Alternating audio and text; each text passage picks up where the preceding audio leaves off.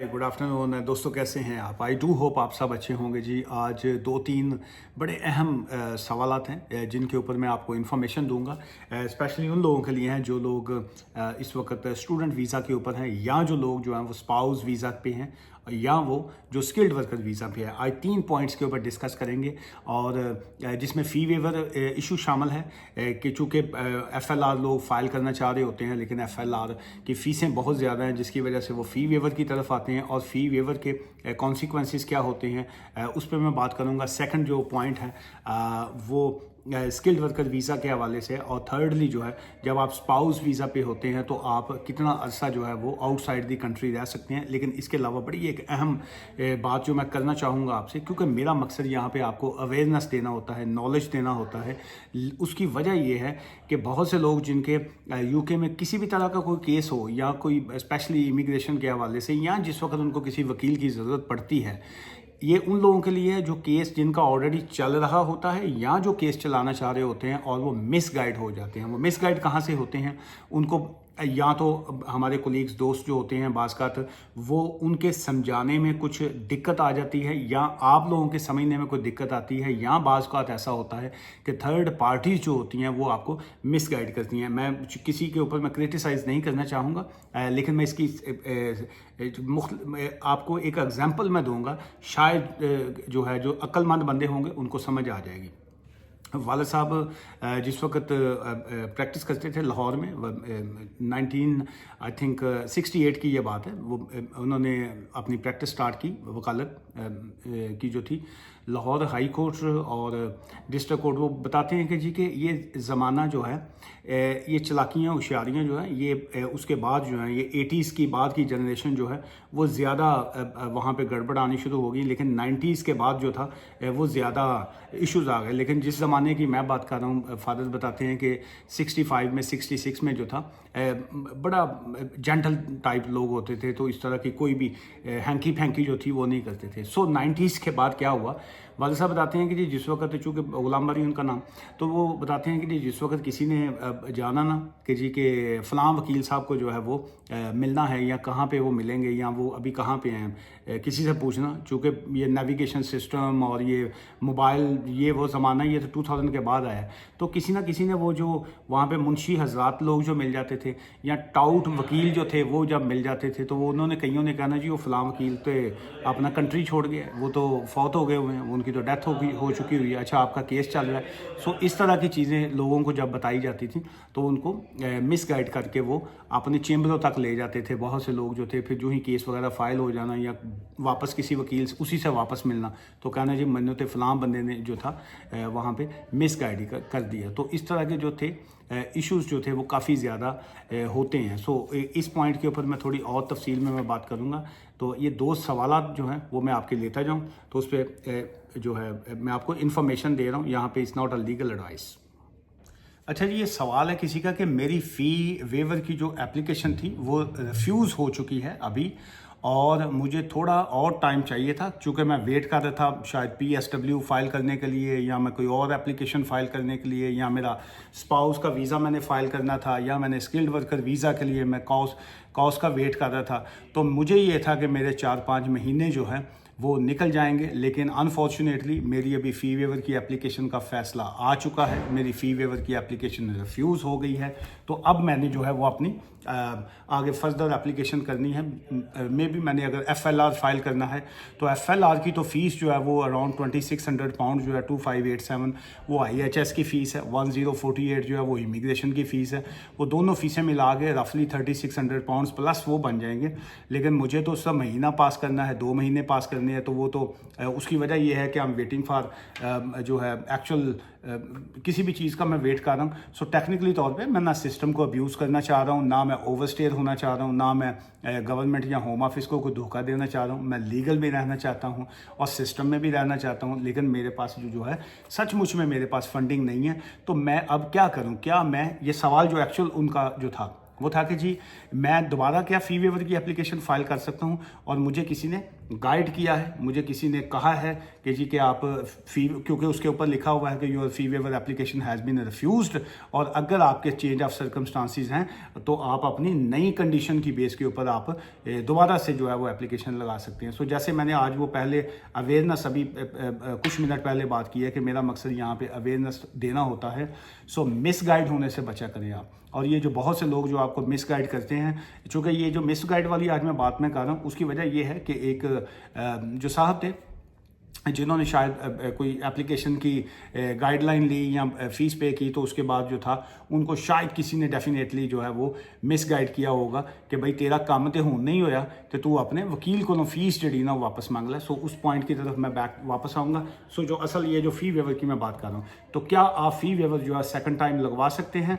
The answer is absolutely not. अगर आप फ़ी waiver की दोबारा एप्लीकेशन फाइल करेंगे, फाइल आप कर सकते हैं एप्लीकेशन, लेकिन जो आपकी 3C लीव इमिग्रेशन एक्ट 1971 है वो ब्रेक हो जाएगी, वो टूट जाएगा, उसका कनेक्शन जो है वो टूट जाएगा। तो जब आप अगर ओवरस्टेयर हैं ऑलरेडी, आप अगर ऑलरेडी इलीगल हैं और आपके पास सर्कमस्टांसिस ऐसे थे, आपने फ़ी वेवर लगवाई, फ़ी वेवर आपकी रिफ्यूज़ हो गई, अब आपका ऑब्वियसली फ़ीस पे पैसे नहीं है, तो अब आप दोबारा फ़ी वेवर लगवा देते हैं। अगर वाकई आपके सर्कमस्टांसिस ऐसे हैं तो आपको शायद कोई फ़र्क ना पड़े। लेकिन अगर आप का 3C स्टूडेंट थे, आप स्पाउस वीज़ा पे थे, आप स्किल्ड वर्कर वीज़ा पे थे, जो भी जौन से भी वीज़े पे थे, लेकिन आपका स्टेटस लीगल था, ये आपने बेयर इन योर माइंड कीजिए कि आपका स्टेटस जो था वो लीगल था। अगर आपका स्टेटस लीगल था, परमिशन टू वर्क जारी थी और आपने फ़ी वेवर लगवा दी, फ़ी वेवर रिफ्यूज़ल आ गई या एक्सेप्ट हो गई, दोनों कंडीशन में आपके पास 10 डेज होते हैं या जो भी आपको गिवन टाइम होता है। लेकिन अभी अगर आप फ़ी वेवर की दोबारा एप्लीकेशन लगवाएंगे तो वो आपकी 3C लीव जो है वो ब्रेक हो जाएगी। सो ये जो मैं मेन पॉइंट आपको, आई डू होप इस पॉइंट की आपको समझ आ गई होगी। सो एक और पॉइंट है जी इसी हवाले से, उन्होंने कहा जी कि मैं स्पाउस वीज़ा पर मैं यूके में ऑलरेडी मैं स्पाउस वीज़ा पर हूँ, मेरा वीज़ा उन्होंने स्विच किया, वैसे वो मेरे ही क्लाइंट हैं, वो स्टूडेंट पे थे गालबन, और मैंने उनकी एप्लीकेशन जो थी वो चेंज करके उनको स्पाउस वीज़ा उनका हो चुका। तो अभी आज उनका मैसेज आया हुआ था इसी सवाल का, तो मैंने सोचा कि इसको आज के इस जो है वीडियो में मैं शामिल कर लूँगा ताकि बहुत से और लोगों को गाइडलाइन मिल जाएगी जी।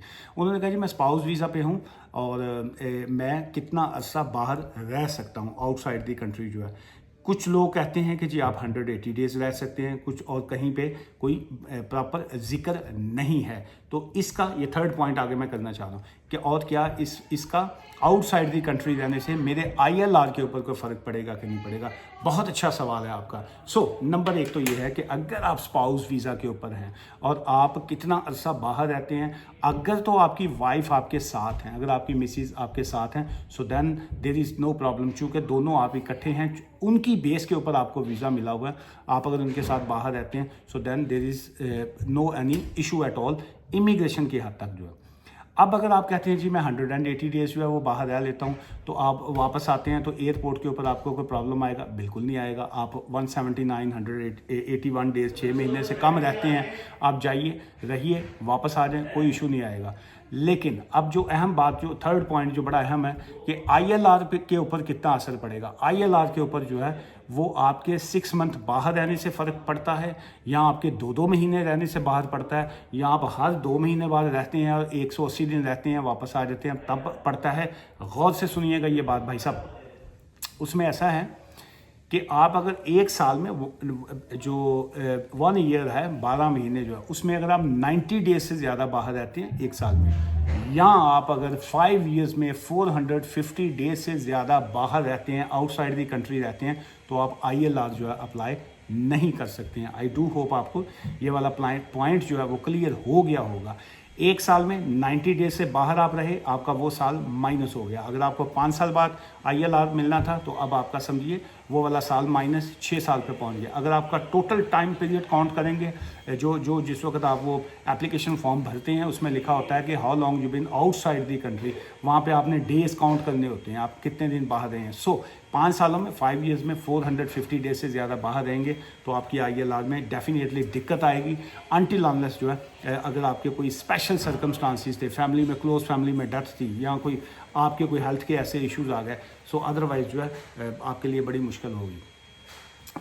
ये जो अब गाइडलाइन वाली बात मैं करना चाह रहा हूँ, आप में और जब आपके वकील में एक एग्रीड फीस एक हो जाती है, जब आप एग्री कर जाते हैं, आपने कहा कि जी ये एक बॉटल है पानी की, ये मैंने ख़रीदनी है, कितने की देंगे आप? मैंने कहा जी कि मैं इसके आपसे 5 पाउंड चार्ज करूँगा। तो मेरी अगर जब आपसे डील हो जाती है तो अब उसके बाद जो है अब हम दोनों पार्टीज़ जो हैं वो पाबंद हैं उस पॉइंट के ऊपर कि आप एग्रीड फ़ीस जो है वो पे करें। इसी तरह जैसे आप किसी डॉक्टर के पास जाते हैं, डॉक्टर की कंसल्टेशन की फ़ीस है, बहुत से डॉक्टर जो हैं वहाँ पे लिखा होता है मशवरा मुफ्त है, फ्री एडवाइस जो है। कई लोगों ने वहाँ पे लिखा होता है जी हम 5000 चार्ज करेंगे, 4000 चार्ज करेंगे। ये उसकी ये बैक होम कंट्रीज़ की मैं फ़ीसों की बात कर रहा हूँ। यहाँ पे भी यूके में भी इसी हवाले से, मैं बस एक सेकंड आगे जी, इसी हवाले से यहाँ पे यूके में भी ऐसे ही है कि आपकी कंसल्टेशन की फ़ीस है। बहुत से लोग जो हैं वो 50 पाउंड चार्ज कर रहे होते हैं, बहुत से लोग 80 पाउंड चार्ज करते हैं, बहुत से हमारे कोलीग जो सीनियर बैरिस्टर्स हैं वो 250 पाउंड जो है वो मिनिमम चार्ज कर रहे होते हैं कंसल्टेशन का। कंसल्टेशन की बात हो रही है कि 120 पाउंड से लेकर 250 तक चार्ज करते हैं वो। और उसके बाद अगर किसी ने कोई डॉक्यूमेंट्स आपके देखने होते हैं उसकी सेपरेट फ़ीस होती है, अगर आपने फ़ाइल देखनी होती है तो उसकी सेपरेट फ़ीस होती है। सो एक्चुअली वो बिलिंग अपनी करते हैं। और गोरों की फर्म का मैं समझता हूँ सबसे बेस्ट प्रिंसिपल ये है कि वो जिस वक्त आपकी पहली मुलाकात होती है वो सारे उन्होंने टर्म्स एंड कंडीशन के ऊपर आपसे इतने का साइन करवा लेते हैं कि जहाँ पे आप एक मरतबा बाद में उनको अगर फ़ोन करके हल्की सी कोई धमकी या हल्का सा ये भी कहते हैं ना कि जी आपने ये बात कही थी, इसका मुझे थोड़ी सी और जस्टिफिकेशन दे दें, काइंडली इसका बता दें, वो बताते हैं, वो बिल्कुल बताते हैं, आपके ऊपर टाइम लगाते हैं। और उनकी आंख जो होती है वो क्लॉक की तरफ होती है। जो ही आपका फ़ोन बंद होता है आपको लेटर आ जाता है घर के ऊपर कि आपने ये जो फलां दोबारा मुझसे बात की है उसकी भी बिलिंग ये है। और अगर आप उसका वो बिल पे नहीं करते हैं वो एक सिविल पेनल्टी की तरफ आ जाता है। वो आपको नोटिस भेज के कोर्ट में लेके जा सकते होते हैं, आपके खिलाफ काउंटी कोर्ट जजमेंट ले सकते हैं, आपकी इमिग्रेशन के ऊपर असर आता है, बाकी और आपकी मॉर्गेज हो या बैंकिंग के और इश्यूज़ हो। सो क्योंकि यहाँ पे प्राइवेट तौर पे काम नहीं हो रहा होता कि जी आप ज़बानी अगर आप एक दूसरे के साथ डील कर रहे हैं और ये इस तरह की चीज़ें चलें, आपका एग्रीमेंट होता है। आप टेक्निकली तौर पे चाहे वो ऑरल है, ज़ुबानी है या रिटन है, सो उसमें जो है वो चीज़ें जो है वो सारी आपको देखभाल के करनी चाहिए। सो इस वजह से जो है बहुत से लोग जो हैं मिसगाइड होकर बाज़ का फंस जाते हैं और मेरे पास आते हैं, कई क्लाइंट्स दिखाते हैं कि हमें फ़लाँ सोलिसिटर ने फर्म ने जो है ये एक नोटिस जारी किया हुआ है, इसका क्या करें, ये फ़लाँ यूनिवर्सिटी ने हमें नोटिस जारी किया है, इसका क्या करें। उनके पास ऑप्शन कोई नहीं होता, या उनको पे करना या उसके कॉन्सिक्वेंसेस को आगे से जो है वो देखना कि आप क्या करेंगे। आज की इस वीडियो से मुझे इजाज़त दीजिएगा, दुआ में याद रखिएगा। Take care, bye for now.